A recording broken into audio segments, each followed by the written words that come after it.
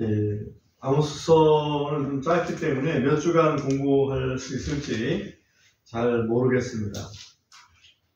그러나 아무튼 이 말씀을 공부할 수 있는 만큼 한번 공부를 해보도록 그렇게 하겠습니다.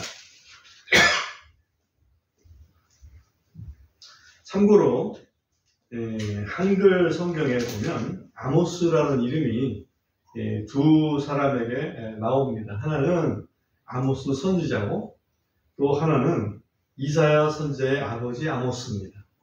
근데 영어도 그렇고 히브리어도 그렇고 스펠링이 끝에 가서 좀 다릅니다. 예를 들면 이사야 선지자의 아버지 이름 아모스는 영어로는 아모즈 이렇게 되어 있고요. 그 다음에 히브리어도 아모즈 그렇게 발음을 해야 됩니다. 그리고 그 뜻도 히브리어상으로는 좀 다릅니다. 예를 들면 아모스 그러면 지금 우리가 보는 아모스 이것은 부담이라고 하는 뜻입니다. 부담. 뭔가 이렇게 어깨에 메고 가는 부담을 얘기합니다. 그 다음에 이사야 선지자의 아버지 아모즈는 강하다 이런 의미를 가지고 있습니다. 그러니까 전혀 의미도 다르고 또 발음도 다른 그런 이름이다 하는 걸 참고로 알고 이 아모스서를 공부해 보도록 하겠습니다.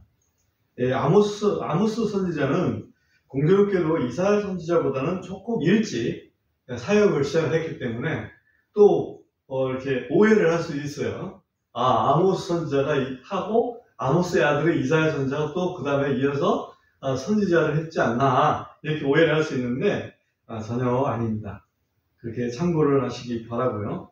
그 다음에 1절에 보면 유다 왕 우시야 시대 그리고 이스라엘 왕 요아스의 아들 여로보암 시대 이렇게 되어 있습니다. 여로보암이 두 명이 나오는데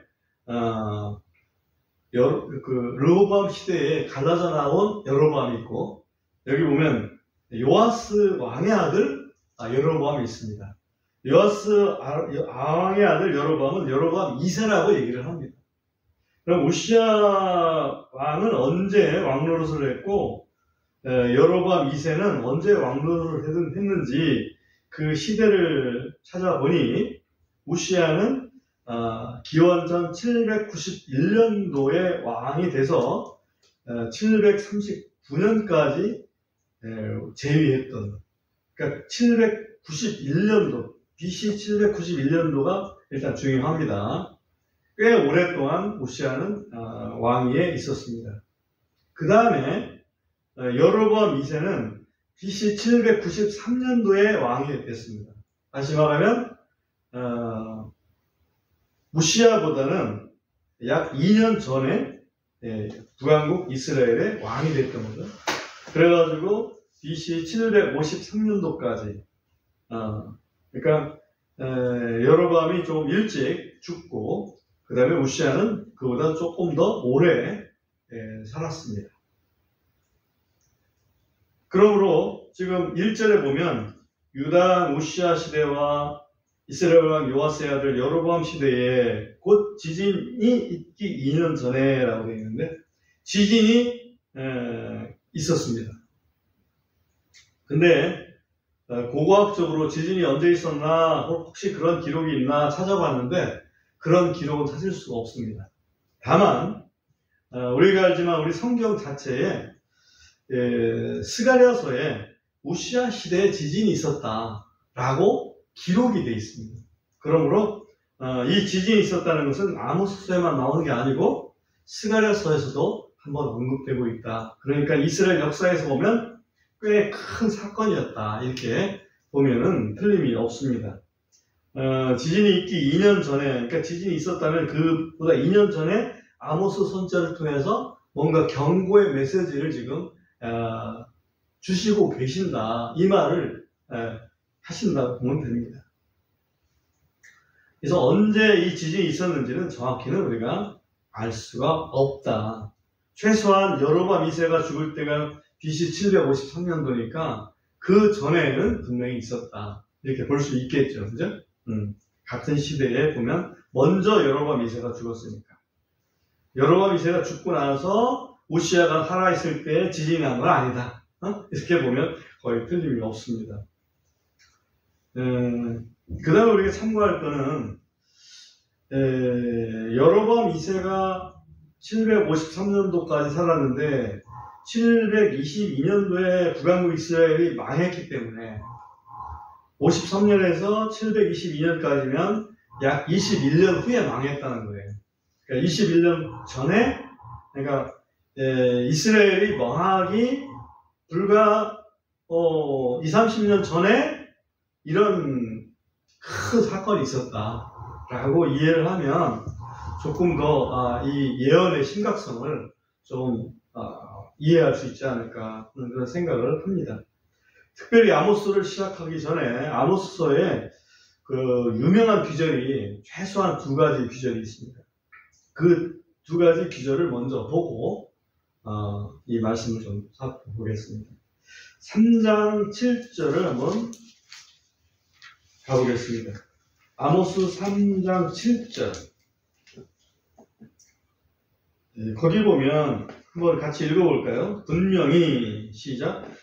분명히 주 하나님께서 자신의 은밀한 일을 자신의 종 예언자들에게 계시하시지 않고서는 아무것도 행하지 아니하시느니라.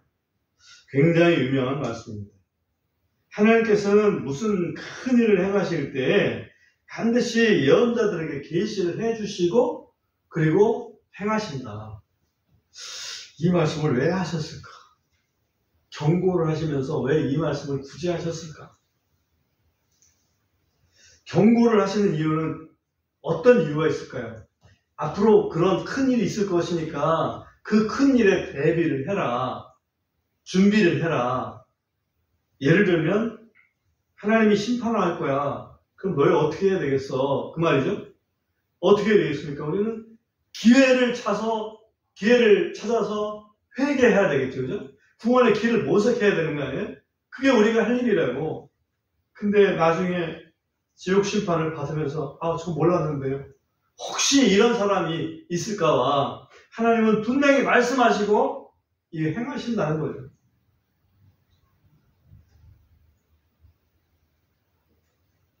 자기가 죄를 지고서 몰랐다고 할 사람이 있겠어요? 솔직히. 그러니까 하나님은 일을 하시기 전에 먼저 계시해 주신다. 예언자들을 통해서. 그러니까 하나님이 예언자들을 통해서 하시는 말씀을 잘 들을 필요가 있습니다. 성경이 완성된 지금에도 예언이 있을까라는 그런 약간의 의문이 있지만 성경이 완성된 지금도 예언의 은사라는 게 있잖아요.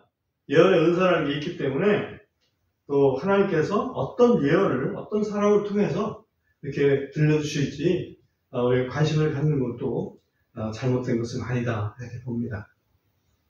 그 다음에 또 유명한 구절이 하나 더 있는데 아모스 8장 11절입니다. 아모스 8장 11절. 그것도 한번 같이 읽어 보겠습니다. 주 하나님 시작. 주 하나님이 말하노라. 보라 그 날들이 오나니 곧 내가 그 땅에 기근을 보내리니 빵의 기근도 아니요 물로 인한 갈증도 아니요 오직 주의 말씀들을 듣는 것에 대한 기간이니라. 이 아모스서에 유일하게 등장하는 아주 독특한 말씀입니다. 여기 보면 앞으로 기간 또는 기근이 올 텐데 어떤 것이 없어서 기근이냐면 물 때문이 아니고 비가 안 와서가 아니라 하나님의 말씀이 없어서 여호와의 말씀이 없어서 들을 수가 없어서 듣고 싶은데 들을 수가 없어서 하는 그런 기간의 시대가 온다라고 말씀을 하고 있습니다. 오늘날 그 어느 때보다도 인터넷이 발달해서 하나님의 말씀을 듣자 하면은 엄청나게 많이 들을 수 있습니다. 그렇지만 어떤 의미에서 보면 하나님 진정한 말씀을 듣기가 쉽지는 않죠. 또 아까 계시해 주신다고 그랬는데 한동안 계시가 없을 경우라면 하나님 말씀을 들을 수가 없겠죠. 그런 것을 또 의미하고 있다 이렇게 볼 수가 있습니다. 자, 그러면 예, 2절부터 있는 말씀을 좀 살펴보겠습니다. 2절에 보면 그가 이르되 주께서 시온에서부터 포효하시며 예루살렘에서부터 친히 목세를 내시리니 목자들의 거주지들이 애곡하며 갈멜산 꼭대기가 시들리로다. 여기 보면 지금 아모스 선지자는 북왕국 이스라엘 선지자입니다. 고향은 남왕국 유대 사람인데 북왕국 이스라엘에 가서 예언을 한 선지자입니다. 그런데 2절 말씀을 보면은 여호와의 말씀은 어디서 나오냐? 시온에서, 예루살렘에서, 다시 말하면 남왕국 유다에서 그 하나님의 성전이 있는 그곳에서 여호와의 말씀이 나온다라고 여기서 말씀하고 있습니다. 그렇습니다. 우리가 하나님의 말씀을 이 땅에서 듣고 있지만 우리 하나님은 이스라엘의 하나님이시라고. 물론 창조주 하나님이시기 때문에 온 세상의 하나님이신 것은 맞지만 하나님께서 특별하게 이스라엘을 자기 백성 삼으시고 예루살렘을 선택하신 그 하나님이 창조주 하나님이시고 구원자 하나님이십니다. 그죠? 지금 성령을 우리에게 남겨주신 하나님이 그 하나님이라고. 그래서 여기 보면 주께서 시온에서부터 포효하시며 예루살렘에서부터 친히 목소리를 내시리니 라고 말씀하고 있습니다. 심판의 음성이기 때문에 여기 보면 목자들의 거주지들이 애곡하며 갈멜산 꼭대기가 시들리로다. 목자들의 거주지는 지금 드고아라는 이 선지자가 아모스라는 선지자가 드고아라고 하는 그 목장에서 목축을 하던 그런 그 사람입니다. 그러니 여기서 목자들의 거주지 대표적인 게 드고아 지역이라고 볼 수 있겠죠. 참고로 드고아 지역은 어디냐? 베들레헴보다도 오히려 아래쪽에 있는 그런 지역입니다. 그러니까 베들레헴이면은 유다의 예루살렘보다도 밑에 있다는 거 알죠? 그 베들레헴보다도 아래에 있는 그 목축지라고. 그러니까 남쪽이죠, 한마디로. 남쪽에서부터 갈멜산은 저 북쪽이라고. 그죠? 북쪽까지. 남쪽에서 북쪽까지. 남왕국 유대 땅에서부터 북왕국 이스라엘 땅까지 애곡할 일이 생긴다. 그죠? 그 말씀을 여기서 하고 있습니다. 친히 목소리를 내신다. 이 말은 우리가 앞에서 1절에서 지진 2년 전이라고 얘기했기 때문에 지진이 일어날 것, 다시 말해 땅이 크게 흔들려서 남쪽이나 북쪽이나 크게 피해를 볼 것을 여기서 말씀하고 있구나. 이렇게 우리가 한번 추정을 해볼 수가 있습니다.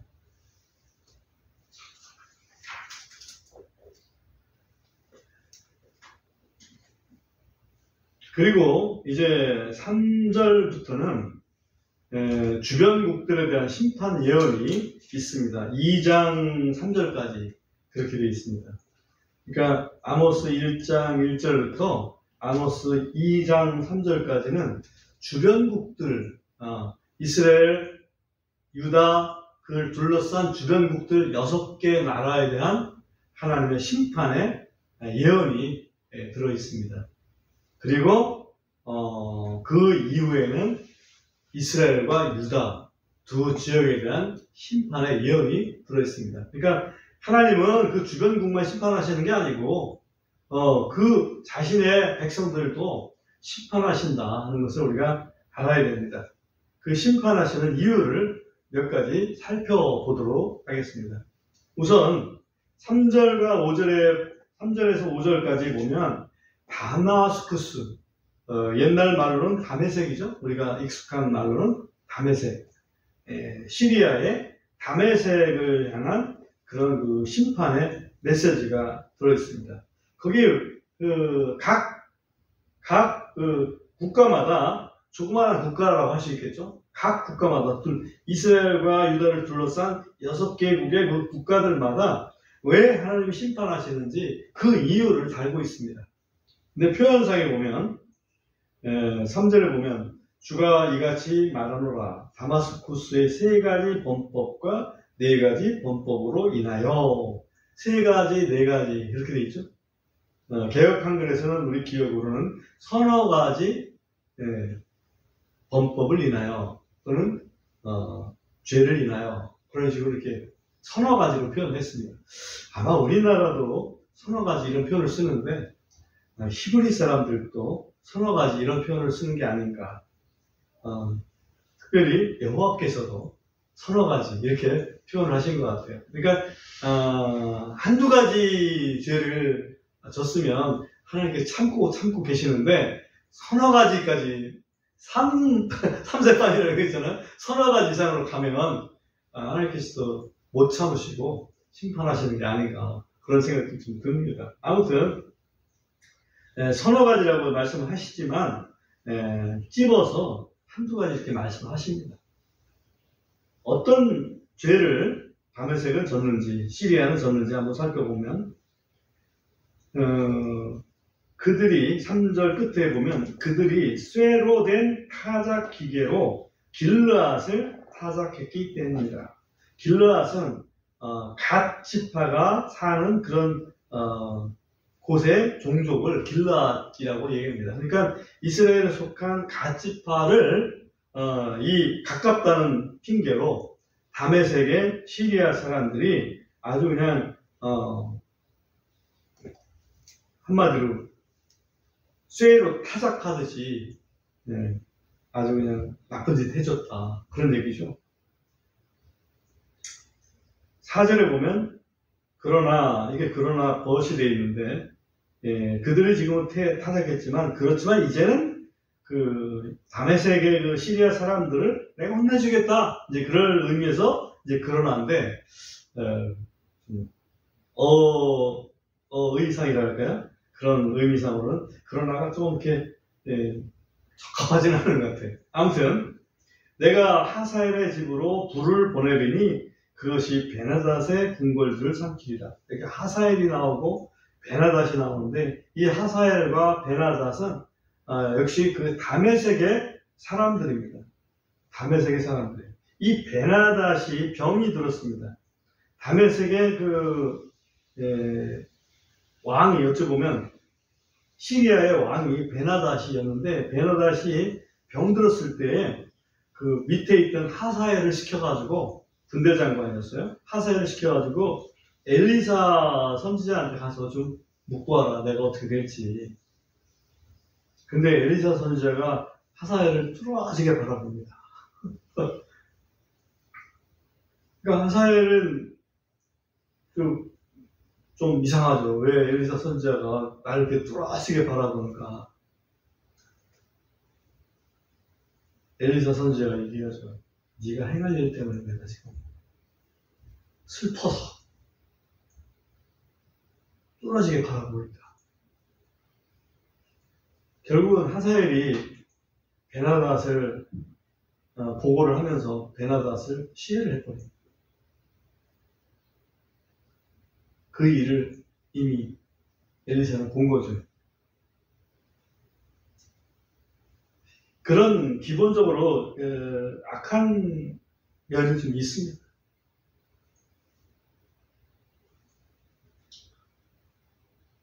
사절을 보면 그러나 내가 하사엘의 집으로 불을 보내리니 그것이 베나닷의 궁궐들을 삼키리라. 베나닷의 궁궐에 지금 하사엘이 지금 왕이 돼서 살고 있잖아요. 그렇지만 거기에 불을 보내서 아예 불사질러 버리겠다. 그런 얘기죠. 5절을 보면 또 내가 또한 다마스쿠스의 빗장을 꺾고 아웬 평야에서 거주민과 에덴의 집에서 호를 잡는 자들을 끊으리니 호를 잡는 자는 왕족이죠. 끊으리니 시리아의 백성이 포로로 사로잡혀 기르로 가리로다. 기르라고 하는 단어가 등장하는데 모압 땅에 보면 기르라는 단어와 아르라는 단어가 등장합니다. 히브리 어를 그대로 써가지고.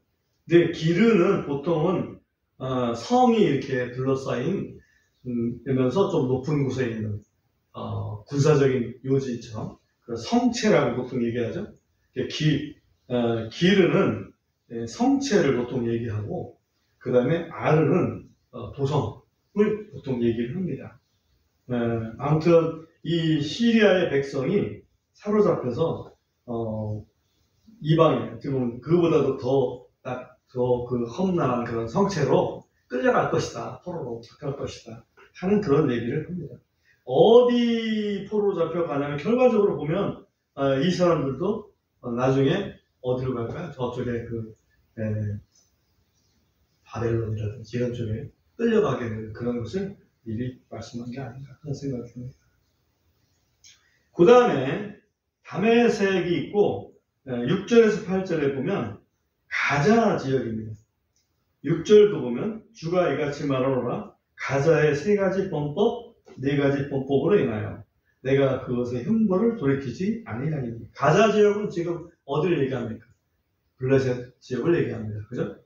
블레셋 지역을 얘기하는데 왜 그러냐? 그들의 죄 몫은 가장 큰 게 그들이 모든 포로로 사로잡아 끌고 가서 에돔에게 넘겨주었다.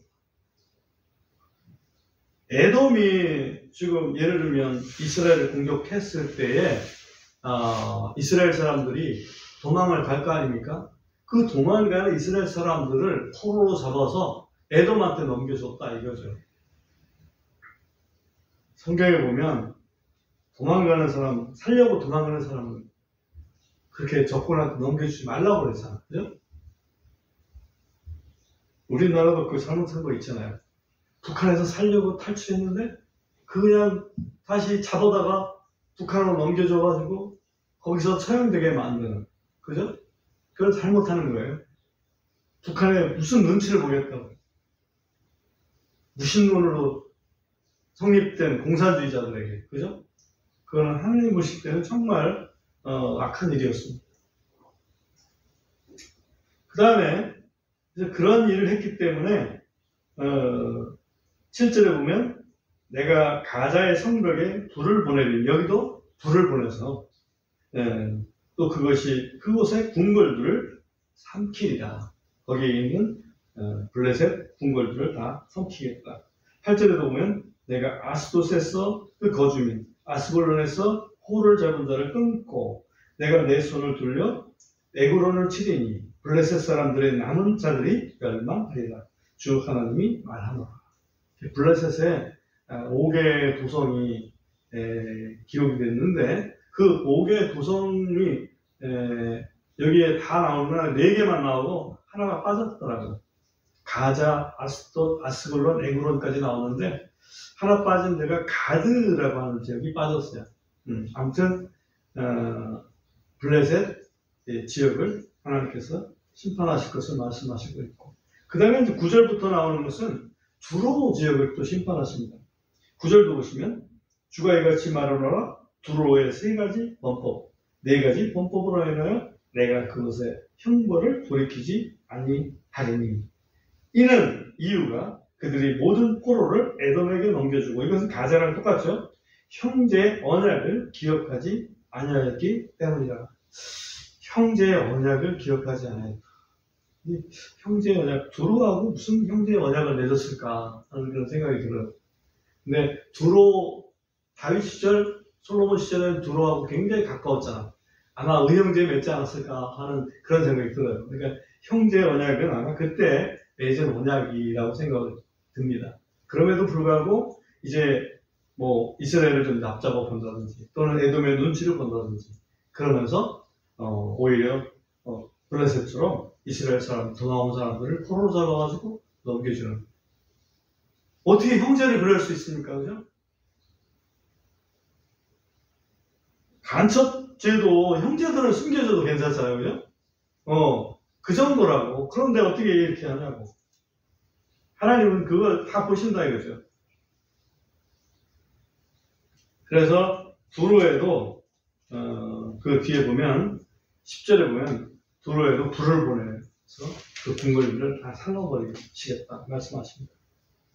그 다음에 이제 에돔이 나옵니다. 11절에 보면 주가 이같이 말하노라 에돔의 세 가지 범법, 네 가지 범법으로 인하여. 에돔은 직접 이스라엘을 잡아갔다는 얘기가 앞에서 보면 알 수 있죠. 내가 그것의 형벌을 돌이키지 아니하리니 이는 그가 칼을 들고 자기 형제를 쫓아가며, 이 자기 형제라는 게 누구겠어요? 이스라엘을 얘기하는 거지. 에서하고 야곱은 쌍둥이 형제라고. 근데 뭡니까? 장자권 뺏겼다고 그래가지고 지가 잘못해놓고 장자권 그 복 뺏겼다고 해서 평생 원수로 계속 생각하는 거지. 칼을 들고 자기 형제를 쫓아가며 불쌍히 여김을 모두 던져버리고 자기 분노를 끊임없이 쏟으며, 그죠? 그가 자기 진노를 영원토록 간직하였기 때문이다. 자기 잘못한 거는 그거는 그때로 잊어버려야 된다고. 하나님 앞에 회개하고 내가 잘못했습니다, 앞으로 잘하겠습니다, 이게 맞는 거지. 자기 잘못해놓고 그것을 자기 잘못했다고 한 거를 때문에 자기 동생이, 쌍둥이 동생이 복받은 걸 가지고 그걸 못마땅 해가지고 끝까지 영원토록 그 진노를 간직했다는 거 아니에요? 이게 얼마나 악한 일입니까? 그래서 여기도 12절에 보면 내가 대만 위로 불을 보내리니 그것이 보스라의 궁궐을 일으키게 해줘. 불을 계속 보내줘. 아마 지진인데 뭔가 밑에서 화산 나오면서 지진이 나오지 않았을까. 그런 불이 나오죠. 그런 의미가 아닐까 생각이 듭니다. 그 다음에 13절부터 보면 암몬에 대한, 앞에서는 지금 에돔 나왔죠? 그 다음에 이제 암몬 얘기가 나옵니다. 13절을 보면 주가 이같이 말하노라 암몬 자손의 세 가지 범법, 네 가지 범법으로 인하여 내가 그것의 형벌을 돌이키지 아니하리니 이는 그들이 자기 경계를 넓히려고 길르앗의 아이 가진 여인들을 찢었기 때문이다. 찢었다고 되어 있는데 사실은 배를 가는 것을 얘기합니다.